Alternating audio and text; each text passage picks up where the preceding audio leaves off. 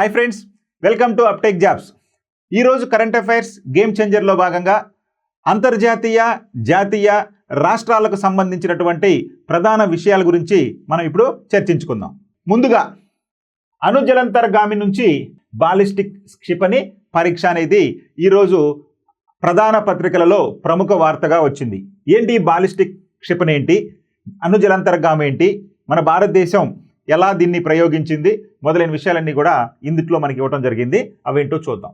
భారతదేశం తన రక్షణ సామర్థ్యాన్ని మరింత పెంచుతూ సబ్మెరైన్ నుంచి తొలిసారి K4 బాలిస్టిక్ క్షిపణిని పరీక్షించింది. ఏ క్షిపణి అండి? K4 ballistic క్షిపణిని పరీక్షించింది. దేంట్లో నుంచి? మనకి సబ్మెరైన్ నుంచి. అంటే సబ్మెరైన్ అంటే అణుజలంతర్గామి.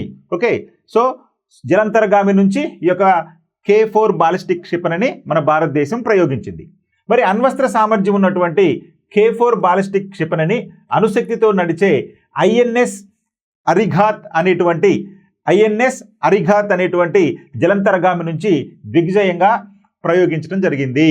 సో కాబట్టి ఇక్కడ మనకి రెండు ప్రధానమైన అంశాలు, ఇవి సైన్స్ అండ్ టెక్నాలజీలో కూడా అడగడానికి అవకాశం ఉంటుంది. ఏంటయ్యా అంటే అణుజలంతర్గామి నుంచి ఈ బాలిస్టిక్ క్షిపణిని ప్రయోగించారు. అయితే ఈ అణుజలంతర్గామి పేరేంటయ్యా అంటే ఐఎన్ఎస్ అరిఘాత్ అనేటువంటి అణు జలంతర్గామి లేదా సబ్మెరైన్. ఈ సబ్మెరైన్ నుంచి ఏ క్షిపణిని ప్రయోగించారు? K4 బాలిస్టిక్ క్షిపణిని ప్రయోగించారు. ఓకే, K4 బాలిస్టిక్ క్షిపణిని ప్రయోగించారు. ఇలా ప్రయోగించడం ఇది తొలిసారి. ఎక్కడి నుంచి అండి?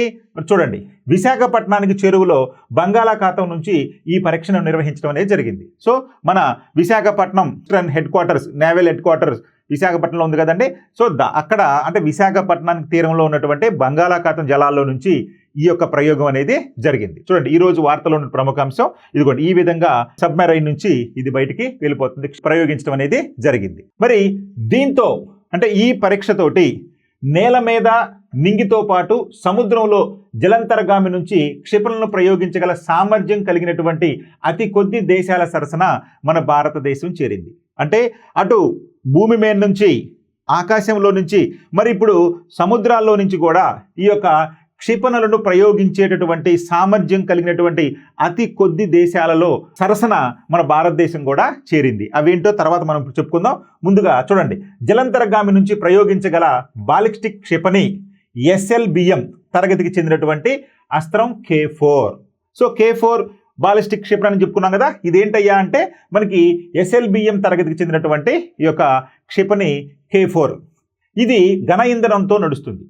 ఈ యొక్క క్షిపణి ఘన ఇంధనంతో నడుస్తుంది. దీన్ని గతంలో భారతదేశం 5 సార్లు పరీక్షించింది. సో ఇప్పుడు కూడా విజయవంతంగా ప్రయోగించింది. అయితే జలంతర్గామి నుంచి దీన్ని ప్రయోగించడం ఇదే మొదటిసారి. మరి మన భారతదేశం ఇప్పటి వరకు 5 సార్లు పరీక్షించింది అనుకున్నాం కదా. అయితే ఇప్పుడు ప్రయోగించినటువంటి ఈ పరీక్ష అనేది ప్రత్యేకత ఏంటయ్యా అంటే జలంతర్గామి నుంచి ప్రయోగించడం అనేది ప్రాధాన్యత సంతరించుకుంది. అందుకనే ఇది ప్రముఖంగా వార్తల్లోకి వచ్చింది. మరి చైనాను, మన పొరుగు దేశమైనటువంటి చైనాను దృష్టిలో ఉంచుకొని 3500 కిలోమీటర్ల దూరంలోని లక్ష్యాలను ఛేదించేలా దీన్ని రూపించారు. అంటే ఈ బాలిస్టిక్ K4 క్షిపణి సామర్థ్యం ఎంత అయ్యా అంటే 3500 కిలోమీటర్ల దూరం. అంటే 3500 కిలోమీటర్ల దూరంలో ఉన్నటువంటి లక్ష్యాలను కూడా ఛేదించగలదు ఈ బాలిస్టిక్ K4 అనేటువంటి క్షిపణి. గుర్తుపెట్టుకోండి, చాలా ఇంపార్టెంట్. దీని రేంజ్ ఎంత అంటే 3500 కిలోమీటర్లు. ఇక ఐఎన్ఎస్ అరిఘాత్ జలంతర్గామి ఈ ఏడాది ఆగస్టు 29న నౌకాదళంలో చేరింది. చెప్పుకున్నాం కదా. ఈ యొక్క ఐఎన్ఎస్ అరిఘాత్ అనేటువంటి జలంతర్గామి ఇటీవల కాలంలోనే అంటే 2024 ఆగస్టు 29నే ఇది మన నౌకాదళంలో చేరింది. సో ఆ తర్వాత ఈ పరీక్షను నిర్వహించడం అనేది జరిగింది. ఇక అరిహంత్ శ్రేణి కింద రూపొందిస్తున్నటువంటి సబ్మెరైన్లో ఇది రెండోది. అంటే అరిహంత్ శ్రేణి కింద మనం రూపొందిస్తున్నటువంటి ఈ యొక్క సబ్మెరైన్లో ఇది రెండోదిగా గుర్తుపెట్టుకోవాలి. ఇక విశాఖపట్నం షిప్ బిల్డింగ్ సెంటర్లో దీన్ని నిర్మించారు. ఈ అరిఘాత్ సబ్మెరైన్ అనేది ఎక్కడ తయారు చేశారయ్యా అంటే మన విశాఖపట్నం ఉన్నటువంటి డాక్ యార్డ్లో తయారు చేయడం జరిగింది. విశాఖపట్నం షిప్ బిల్డింగ్ సెంటర్లో దీన్ని నిర్మించారు. ఇదే శ్రేణిలో 3వ అణు జలంతర్గామి ఐఎన్ఎస్ అరిధామన్ కూడా నిర్మాణ పనులు జరుగుతూ ఉన్నాయి. ఇక్కడ వెరీ ఇంపార్టెంట్, గుర్తుపెట్టుకోండి. అంటే ఒకటి మన విశాఖపట్నంలోనే దీన్ని తయారు చేయడం ఇండిజీనియస్గా, అది అరిహంత్ శ్రేణిలో. మరి ఈ ఐఎన్ఎస్ అరిధామన్ 3వ సబ్మెరైన్ అయితే మరి రెండోది ఏమనుకున్నామండి? INS Arighaat. So INS Arighaat నుంచే ఈ బాలిస్టిక్ క్షిపణి K4ని ప్రయోగించడం అనేది జరిగింది. అయితే ఎక్కడ తయారు చేశారండి? విశాఖపట్నంలో ఉన్నటువంటి షిప్ బిల్డింగ్ యార్డ్లో తయారు చేయడం జరిగింది. మరి 3వ అణు జలంతర్గామి కూడా ఇక్కడ తయారవుతూ ఉన్నది. దాన్ని ఏమన్నామంటే ఐఎన్ఎస్ అరిధామన్ అని చెప్పి పిలవటం జరుగుతుంది. సో కాబట్టి ఇది మీరు బాగా గుర్తుపెట్టుకోవాలి.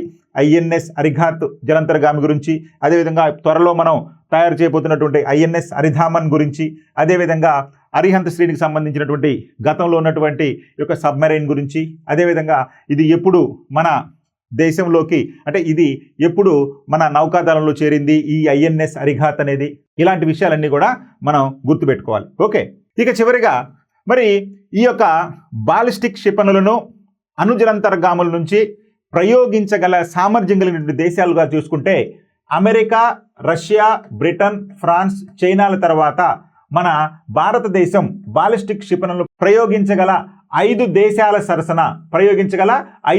సరసన మన దేశం కూడా చేరింది. కాబట్టి ఇప్పుడు ప్రపంచంలో అణుజలంతర్గాముల నుండి ఈ బాలిస్టిక్ క్షిపణులను ప్రయోగించినటువంటి సామర్థ్యం ఉన్నటువంటి దేశాల సంఖ్య 6. గతంలో 5 ఉండేవి. అవే అమెరికా, రష్యా, బ్రిటన్, ఫ్రాన్స్, చైనాలు. ఆ తర్వాత మన భారతదేశమే 6వ స్థానంలో ఉంది.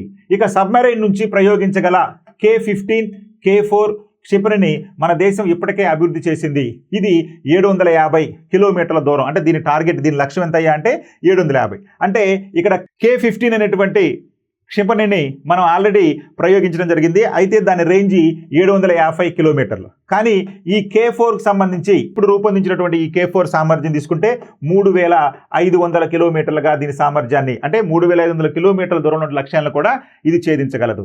మరి గతంలో కూడా మనకి టెక్నాలజీ ఉన్నా కానీ అది 750 కిలోమీటర్ల దూరాన్ని చేరింది. కానీ ఇది మాత్రం 3500 కిలోమీటర్ల దూరాన్ని కూడా, లక్ష్యాలను కూడా ఛేదించగలదు ఈ బాలిస్టిక్ క్షిపణి K4. రైట్, ఇక మరొక ప్రధానమైన అంతర్జాతీయ వార్త. అధిక మొత్తంలో ఇజ్రాయిల్కు అమెరికా సాయం. మనందరికీ తెలిసిందే, ఇజ్రాయిల్కి అమెరికా దేశం అనేది సహాయం చేస్తూ ఉంటుందని, అక్కడ జరుగుతున్నటువంటి యుద్ధాలకు కూడా పూర్తి సపోర్ట్ ఇస్తుందని చెప్పి కూడా మనకి తెలుసు. అయితే గడిచిన 66 ఏళ్లలో, అంటే 66 సంవత్సరాల్లో అమెరికా నుంచి ఏకంగా $25,120 కోట్ల సైనిక సహాయాన్ని ఇజ్రాయిల్ ఉన్నటువంటి పెద్ద నగరమైనటువంటి ఈ యొక్క టెల్ అవీవ్కు దక్కింది అని గణాంకాలు చెబుతూ ఉన్నాయి. అంటే లాస్ట్ 66 ఇయర్స్ నుంచి ఇజ్రాయిల్కు అమెరికా నుంచి పెద్ద మొత్తంలో $25,120 కోట్ల సైనిక సహాయం అందింది అని చెప్పి పేర్కొనడం జరిగింది.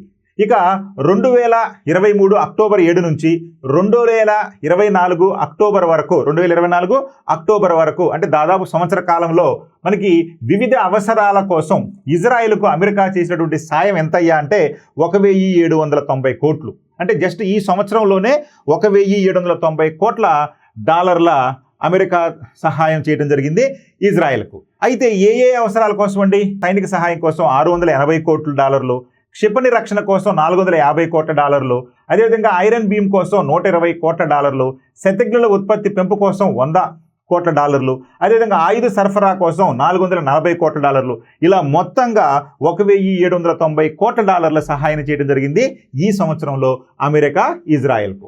రైట్, మరొక ప్రధానమైనటువంటి క్రీడా వార్త. ఐసీసీ టెస్ట్ బౌలింగ్ ర్యాంక్స్లో బూమ్రా నెంబర్ 1 స్థానాన్ని పొందాడు. అంటే ఐసీసీ టెస్ట్ క్రికెట్కి సంబంధించి ఈ యొక్క ర్యాంకింగ్స్ని విజువల్ చేయడం జరిగింది. అయితే ప్రత్యేకంగా మన దేశానికి చెందినటువంటి ఫాస్ట్ బౌలర్ జస్ప్రీత్ బుమ్రా, మన దేశానికి చెందినటువంటి ఈ యొక్క జస్ప్రీత్ బుమ్రా మొదటి స్థానంలో నిలవడం జరిగింది. అయితే ఇదేంటో విషయం చూద్దాం. ఐసీసీ టెస్ట్ బౌలింగ్ ర్యాంక్స్లో భారత పేసర్ జస్ప్రీత్ బుమ్రా నెంబర్ 1 స్థానంలో నిలిచాడు. 2024 నవంబర్ 27న ప్రకటించిన జాబితాలో 2 స్థానాలు మెరుగైనటువంటి బుమ్రా నెంబర్ 1 ర్యాంకును సొంతం చేసుకున్నాడు.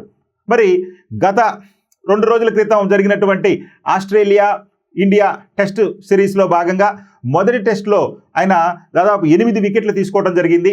దీనితోటి 2 ర్యాంకులు మెరుగుపడి, అంటే ఇది నిన్న ఇచ్చారు కాబట్టి 2 ర్యాంకులు మెరుగుపడి మొదటి స్థానంలోకి రావడం జరిగింది బుమ్రా.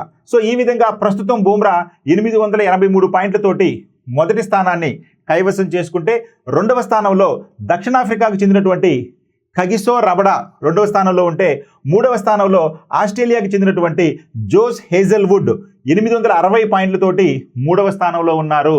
సో ఈ విధంగా అతి ఉత్తమమైనటువంటి ఫాస్ట్ బౌలర్గా, టెస్ట్ ఫాస్ట్ బౌలర్గా మన దేశానికి చెందినటువంటి జస్ప్రీత్ బుమ్రా 883 పాయింట్లతో మొదటి స్థానంలో ఉంటే 872 పాయింట్లతోటి దక్షిణాఫ్రికాకు చెందినటువంటి కగిసో రబడా 2వ స్థానంలో ఉంటే ఇక 860 పాయింట్లతోటి ఆస్ట్రేలియాకి చెందినటువంటి జోస్ హేజిల్వుడ్ 3వ స్థానంలో నిలిచారు. వీళ్ళందరూ కూడా ఫాస్ట్ బౌలర్లకు సంబంధించినటువంటి ఐసీసీ ర్యాంకింగ్స్.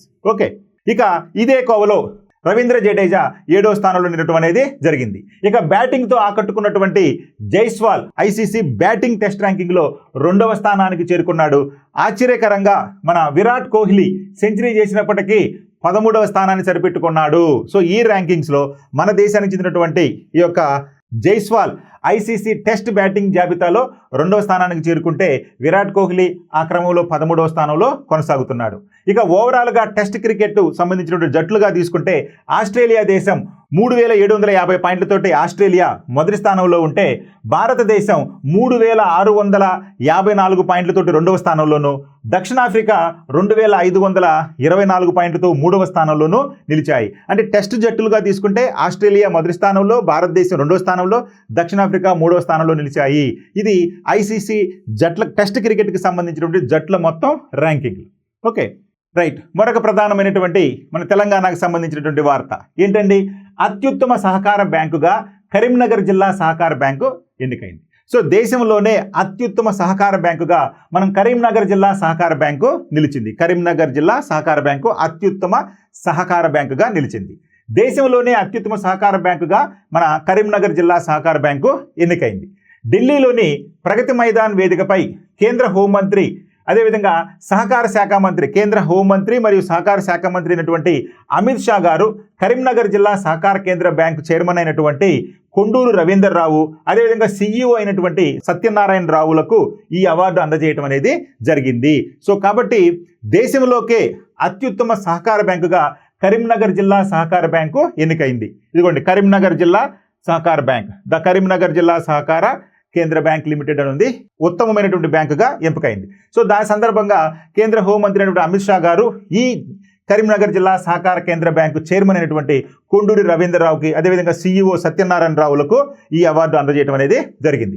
ప్రస్తుతం 7500 కోట్ల వ్యాపారంతో ఉమ్మడి జిల్లా వ్యాప్తంగా బ్యాంకు సేవలు అందిస్తున్నట్లు కూడా ఈ సందర్భంగా ఈ యొక్క గణాంకాలు చెబుతున్నాయి. సో కాబట్టి 7500 కోట్ల వ్యాపారంతో ఉమ్మడి కరీంనగర్ జిల్లా వ్యాప్తంగా ఈ బ్యాంకు సేవలు అందిస్తుందని చెప్పి దీనికి గాను ఉత్తమ సహకార బ్యాంకుగా దేశంలో ఎన్నికైంది మన కరీంనగర్ జిల్లా సహకార బ్యాంక్. రైట్, మరొక ప్రధానమైనటువంటి వార్త, 16 ఏళ్ల లోపు పిల్లలకు సోషల్ మీడియా నిషేధం.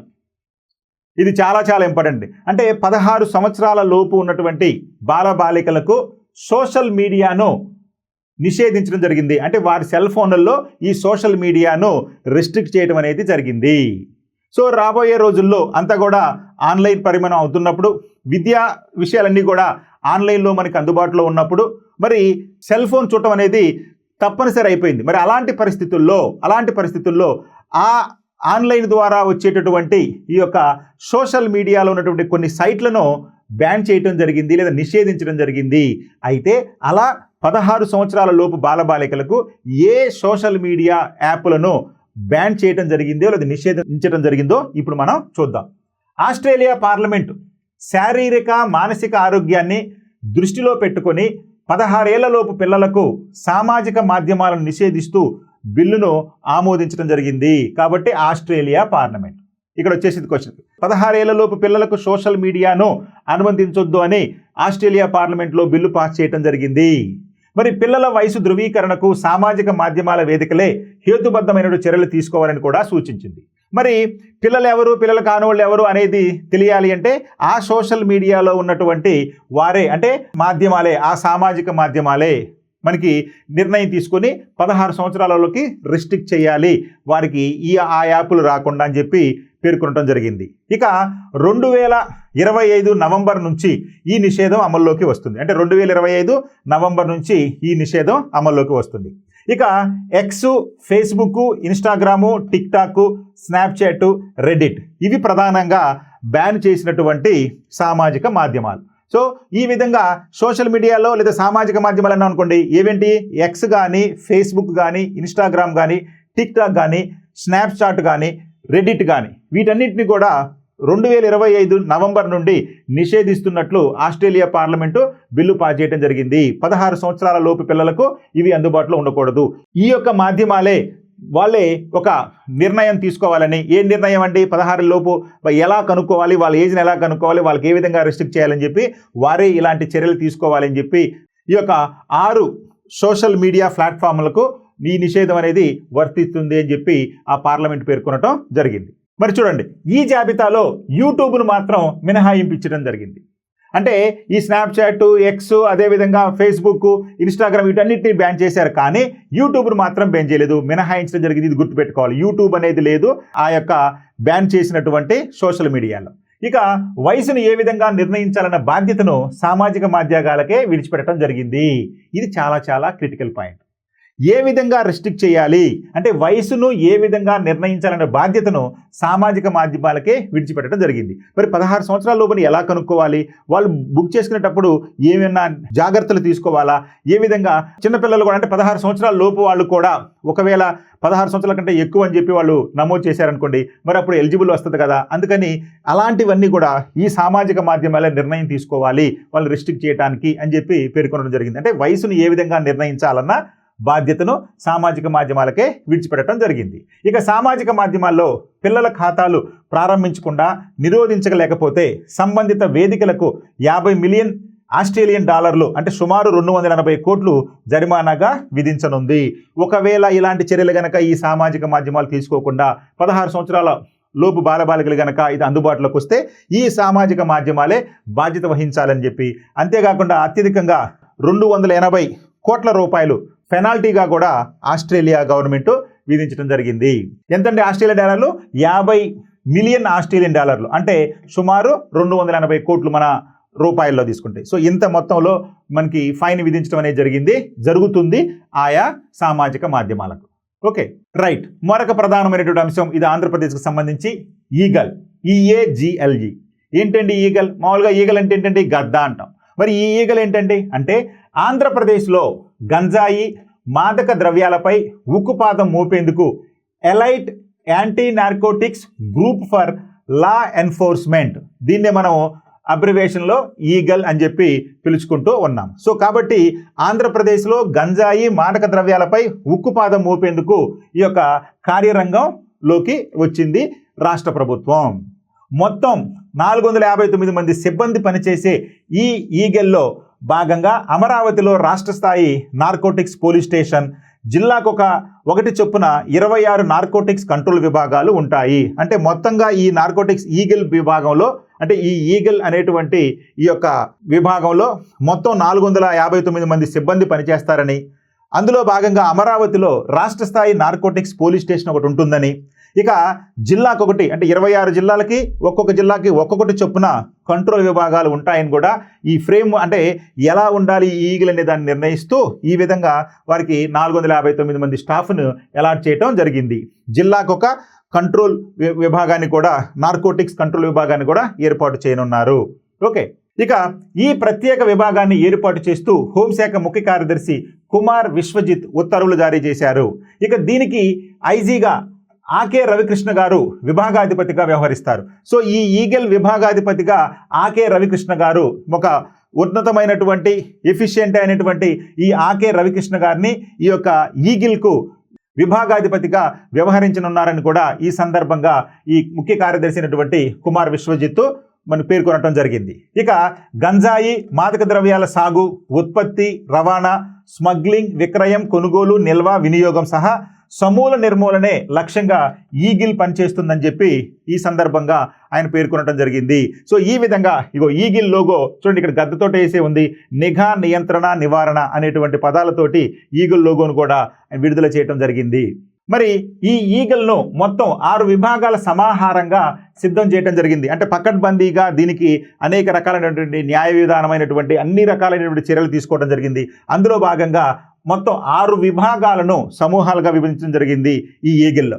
1 లీగల్ విభాగం, 2 డాక్యుమెంటేషన్ శిక్షణ విభాగం, 3 సాంకేతిక విభాగం, 4 రాష్ట్ర టాస్క్ ఫోర్స్ విధానం, 5 పరిపాలన లాజిస్టిక్ విభాగం, 6 సెంట్రల్ డిపాజిటరీ విభాగం. సో ఈ విధంగా 6 విభాగాలను పొందుపరచడం జరిగింది ఈ ఈగిల్లో.